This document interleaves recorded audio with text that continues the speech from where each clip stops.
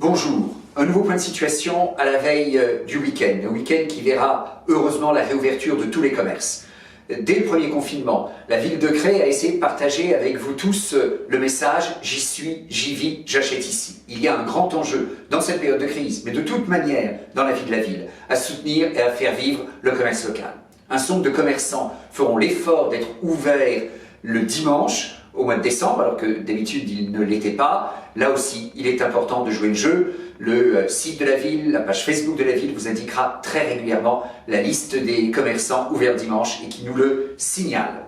Pour contribuer à l'animation commerciale, nous avons inventé un petit jeu qui s'appelle le mystère de Noël. C'est très simple. Parmi les bons cadeaux qui ont été mis en circulation cet été, quelques-uns, peu, heureusement, mais quelques-uns n'ont pas été utilisés. Eh bien, on les recycle, on les remet dans le circuit avec un jeu très simple.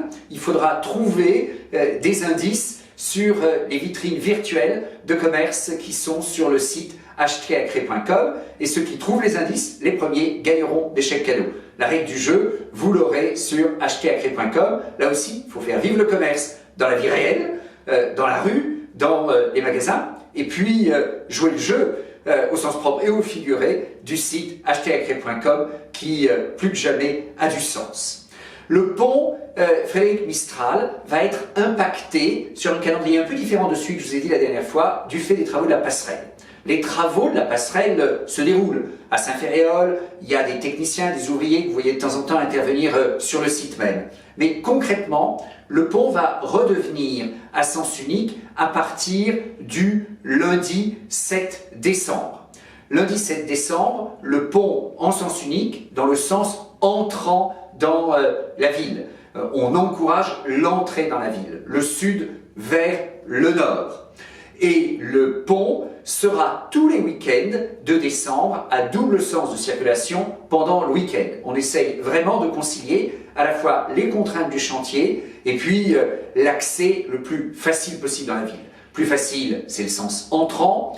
Plus facile, eh bien, fermeture uniquement à partir du lundi 7, à un moment on pouvait imaginer le 30 novembre, non, ce sera le 7 décembre, et réouverture dans les deux sens, samedi, dimanche, fréquenter les commerces crétois, jouer le jeu. La vie démocratique de la ville, bien sûr, se poursuit. On a eu le débat d'orientation budgétaire il y a quelques temps, on aura dans le courant du mois de décembre le conseil municipal pour le vote du budget. Je vous invite tous à participer au débat public, qui d'habitude avec le salle coloriage. Cette année, il aura lieu sur Internet, par téléphone, toutes les infos sur le site de la ville, et puis vous allez recevoir avec le prochain numéro du Lien, le magazine municipal, un petit dépliant qui dit 2-3 chiffres sur le budget et qui surtout vous donne les coordonnées, Internet, téléphone, pour participer au débat public le jeudi 3 décembre et vous permettre de poser toutes les questions que vous souhaitez. Le commerce, la vie démocratique, la culture aussi, l'exposition au musée éphémère de témoignages de la vie crétoise, elle est prête cette expo. Vous pouvez aussi la découvrir sur le site de la ville et vous pourrez physiquement la visiter à partir du 16 décembre. N'hésitez pas, le musée éphémère de nouveau s'ouvrira à vous, tout comme les spectacles reprennent et bien sûr jouer aussi le jeu du cinéma l'Éden qui est un atout précieux pour notre ville. Sur le terrain sanitaire, quelques éléments d'information.